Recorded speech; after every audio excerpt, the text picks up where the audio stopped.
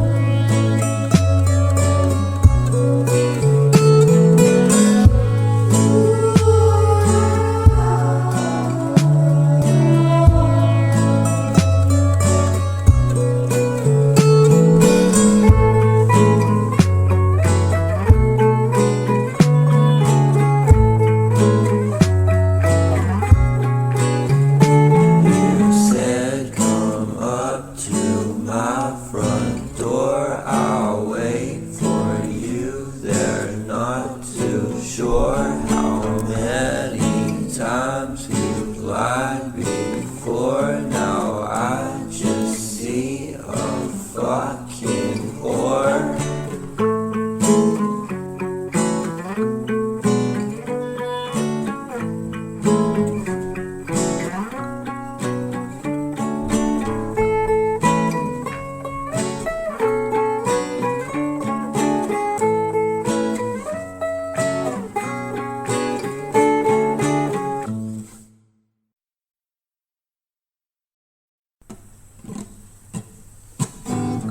And if